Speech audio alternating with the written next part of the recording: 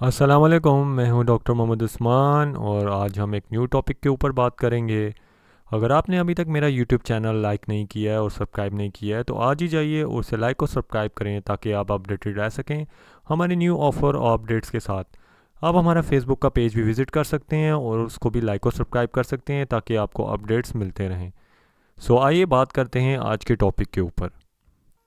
तो आज हम बात करेंगे कि आपके ऐसे क्या स्टेप्स हैं जिनको यूज़ करते हुए आप पर्सनल कॉन्फ्लिक्ट्स को रिजॉल्व कर सकते हैं एक ऑर्गेनाइजेशन के अंदर और आप उसके ऊपर वर्कआउट कर सकते हैं।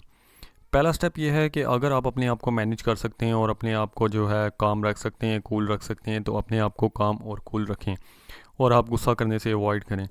आपको दूसरे पर्सन से बात करनी चाहिए अगर वो पर्सन एग्री नहीं है, और आपको अपनी सिचुएशन और वो सारी बातें उसे बतानी चाहिए जिसकी वजह से वो मसला आ रहा हो। आपको कभी भी जो है यू वर्ड या तुम वर्ड यूज़ नहीं करना चाहिए। आपको जो है आई वर्ड हमेशा यूज़ करना चाहिए ताकि आप जो है ब्लेम ना करें। जो तुम वर्ड होता है या यू वर्ड होता है वो आपका ब्लेम करने के ऊपर उसे माना जाता है कि जिसकी वजह से आपके कॉन्फ्लिक्ट ज़्यादा आकर होते हैं। अगर आप दूसरे पर्सन की बात सुन रहे हैं तो अपना सर जो है वो हाँ की निस्बत के अंदर हिलाएं ताकि आज जो अदर पर्सन है उसको ये लगे कि आप उसकी बात सुन रहे हैं।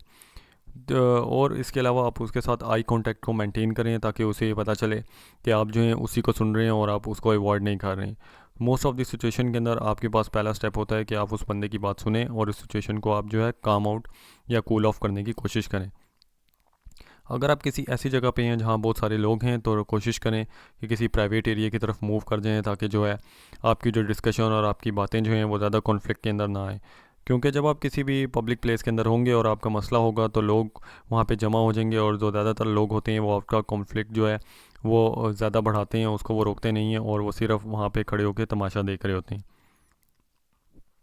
तीसरे नंबर पे आप जो हैं अगर दूसरा पर्सन जो है बहुत ज़्यादा गुस्से के अंदर है तो आप कर सकते हैं कि आप स्पेस दे सकते हैं उस पर्सन को। आप जो है रूम से बाहर जा सकते हैं, आप अपना गुस्सा कंट्रोल कर सकते हैं या उस पर्सन के इमोशंस को सुन सकते हैं कि वो पर्सन क्या कहना चाहता है। मोस्ट ऑफ दी टाइम क्या होता है जब आप वो पर्सन की बात सुन लेते हैं तो ऑटोमेटिकली दूसरा पर्सन जो है वो कूल ऑफ हो जाता है। और इस बीच में आपको ये करना चाहिए, इंटरप्ट नहीं करना चाहिए, अगले पर्सन को पूरी बात कर देनी चाहिए। जब वो अगला पर्सन पूरी बात कर ले तब उसके बाद आप उसे जो है उससे बात कर सकते हैं या उसको जज कर सकते हैं। आधी बात के ऊपर किसी को भी जज मत किया करें। चौथा स्टेप ये है, अगर आप जो है किसी भी पर्सन को सुन रहे हैं या उससे बात कर रहे हैं तो आप ये कोशिश करें कि उसको आप ये बताएं कि आप उसकी बात सुन रहे हैं। आप बीच के अंदर टोके मत। जब वो पर्सन अपनी बात पूरी कंप्लीट कर ले तब जो है आप उस पर्सन के साथ बात सुने।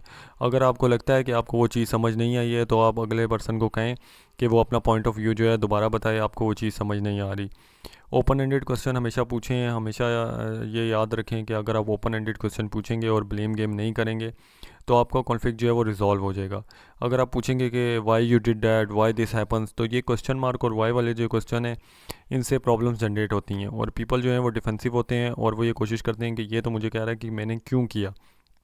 हालांकि जो है इस सिचुएशन में आपने कॉन्फ्लिक्ट को रिजॉल्व करना है तो आपने ये वाई वाले क्वेश्चंस को जो है आपने अवॉइड करना है। नंबर 5 स्टेप ये है कि जो आपके पास पिछला स्टेप है कि आप जो है उस पर्सन की बात गौर से सुने, उनको इंटरप्ट मत करें, पूरी तरीके से बात सुने ताकि ये पता चले कि वो जो पर्सन ये समझे कि आपने उसको पूरी तरीके से सुना है और आप उसकी सारी बातें समझ रहे हैं। और जैसा कि मैंने बताया कि आपने आई वर्ड यूज़ करना है, आपने यू वर्ड यूज़ नहीं करना। तो आप बात करेंगे कि मैं ये बात कहना चाहता हूँ या मैं ये बात करना चाहता हूँ। और जो है प्रेजेंट के अंदर आप ये बात करना चाहता हूँ। आप ये नहीं कहेंगे मैं ये करूँगा या ये बात हो चुकी है। फ्यूचर और पास्ट दोनों में से आप निकल के ये बात करेंगे। अपनी फीलिंग्स उसे बताएं, आप इस सिचुएशन के बारे में क्या फ़ील करते हैं और इस कॉन्फ्लिक्ट को आप सॉल्व करना चाहते हैं। स्टेप नंबर 6 ये है कि आपको बिल्कुल जो है क्लियर होना है। आपको ये बताना है उस पर्सन को कि आप किस जगह पे एग्री करते हैं और किस जगह पे आप डिसएग्री करते हैं। आपको इशू पे काम करना है, पर्सन पे काम नहीं करना। आपने कोशिश ये करनी है कि उस पर्सन को आपने जो है ये बताना है कि आप इस इशू को रिज़ॉल्व करना चाहते हैं और इस इशू के अंदर क्या क्या मसले हो सकते हैं। और इसके अलावा जो है आपने ये कोशिश करनी है कि आप उस पर्सन के करैक्टर के बारे में या पास चीज़ों के बारे में बात ना करें। आपने उस दूसरे पर्सन को कन्विंस करना है कि आप उसकी बात को समझते हैं और आप इस प्रॉब्लम को साथ फिक्स करना चाहते हैं। हो सकता है कि अगला पर्सन जो है वो कंप्लेन करना शुरू हो जाए कि तुम क्यों फिक्स करना चाहते हो, तुमने ये मसला स्टार्ट किया था वगैरह वगैरह। तो इस स्टेज पे ये हो सकता है कि अगर आपको लगता है कि आपकी गलती है तो आप अपोलोजाइज़ कर सकते हैं, नहीं तो आप फिर भी अपोलोजाइज़ करके उस चीज़ को आगे मूव आउट कर सकते हैं। और आप जो है उससे फिर दोबारा यही क्वेश्चन पूछ सकते हैं कि आप ही बता दें कि इस सिचुएशन को मैं किस तरीके से सॉल्व करूं। तो आपने एक्शंस के ऊपर फोकस करना है कि वो क्या आगे से जवाब देते हैं और उसके मुताबिक आप अपना डिसीजन आगे लेते हैं। नंबर 7 पे आपने एटलीस्ट जो पिछले एक स्टेज में एक एक्शन आप एक आइडेंटिफाई करेंगे जो आप दोनों में से किसी की तरफ से हो सकता है या दोनों का हो सकता है।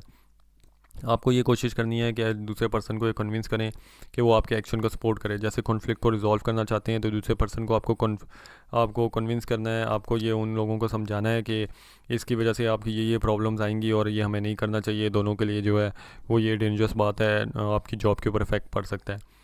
और आपने ये कोशिश करनी है कि अगर ये मसला नहीं सॉल्व हो रहा तो एक कूलिंग ऑफ पीरियड हो गया, जैसे जो है थोड़ी बात कम कर दें, कोई रूम से बाहर चले जाएं, कोई और सिचुएशन लें, कोई जो है टॉपिक चेंज कर दें। तो आपने ट्राई करना है कि उस पर्सन के साथ जो है आपके पास जो है टर्म्स जो हैं वो आपकी ज़्यादा ख़राब ना हो। और इसके अलावा जो है उस पर्सन को थैंक यू कहें कि उसने आपको सुना है और जो है वो आपकी बात समझ रहा है। इस तरीके से वो पर्सन कूल ऑफ हो जाएगा। लेकिन अगर ये सारी बातें नहीं हो रही 7 स्टेप के अंदर, और आपके जो 8वां स्टेप ये है कि अगर आपकी सिचुएशन जो है कॉन्फ्लिक्ट में रहती है, अदर पर्सन नहीं सुनता है, आप पूरी ट्राई कर चुके हैं, तो आपको ये करना चाहिए कि उस पर्सन का बिहेवियर जो है वो जो कॉन्फ्लिक्टिंग है और वो इस चीज़ को रिजॉल्व नहीं करना चाहता। तो फिर आपको ये देखना है कि वर्क प्लेस के अंदर जो आपकी जॉब की जगह के ऊपर या ऑर्गेनाइजेशन के ऊपर क्या पॉलिसीज़ और प्रोसीजर हैं जिनको यूज़ करते हुए आप कॉन्फ्लिक्ट को रिजॉल्व कर सकते हैं।